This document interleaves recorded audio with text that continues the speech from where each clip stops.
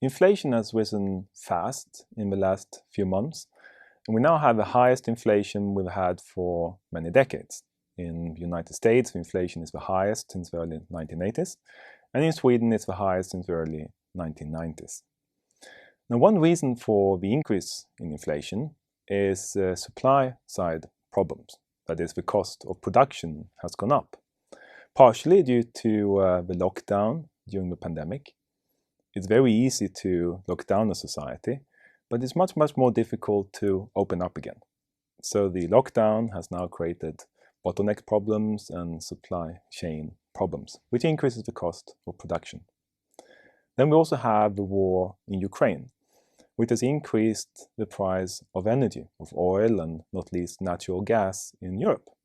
And this actually began already in the fall of 2021, so it's not just after the war in Ukraine began. And that also further increases the cost of production. So in the US, firms are now paying 10% more for the energy and the goods they need to produce. In Sweden, it's running at plus 24%, and in Germany, it's even plus 30%, which is quite a lot. Now, firms can absorb some of these costs, but if you have production costs going up by 24 or 30%, it has to be pushed on to consumer through higher prices. And that is driving inflation at the moment.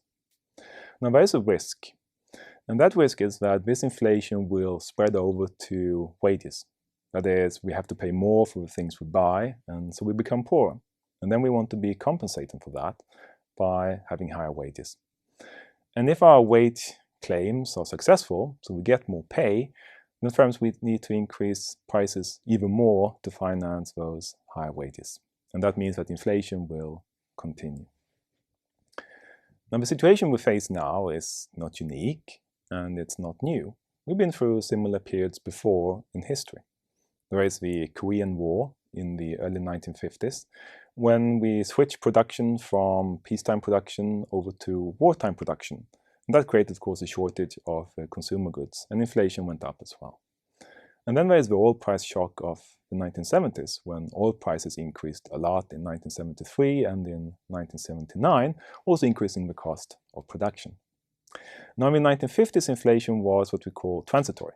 That is, inflation went up, and a year or two later, it went down again. In the 1970s, it was different. Then inflation continued for many years. In the US, inflation was high from the early 1970s all the way until the early 1980s. And in Sweden, inflation actually continued all the way until the 1990s. When we think about the situation today and the high inflation we're now getting, we can look at these two historical episodes to think about the future. What will happen next? Now, when we compare the Korean War with the Vietnam War, we see that policy plays a very big role in whether inflation becomes transitory, that's temporary, or it continues for many years. In the 1950s, fiscal and monetary policy was contractionary. That is, interest rates went up, that was cutting government expenditures and increased in taxation. And that made the inflation go down again quite rapidly. In the 70s, it was the opposite. Inflation became expansionary. The policymaker decided that, well, this high inflation we can observe, but it's eroding people's pay, but it's slowing down growth, so we get what's called stagflation, high unemployment and inflation at the same time. And we want to fight the unemployment problem. And we're going to do that by printing more money and by having the government increasing the budget deficit. And that allowed inflation to spread throughout the economy and go over to wages, so inflation continued. So if you think about the situation now, if we want to avoid inflation in the future, we need to have some form of contractionary policy. We need higher interest rates and we need governments to scale back expenditures. And that means that we will go towards a recession. So times will be tough. But it will be a short-term problem. That is, growth will slow down for a while, there will be high unemployment and high inflation for a few years, but then it's over and we can continue. If we run with a very expansionary policy, well, then inflation might continue for many years and cause a lot of trouble for many years, which we would like to avoid. Now, a problem we have is that as a response to the pandemic, both fiscal and monetary policy became extremely expansionary. So policy has already been expansionary. So now policymakers need to scale back some of that expansion they did during the pandemic and maybe need to go even a little bit further. So that will be very, very tough. But the alternative is that things will be bad for the long term.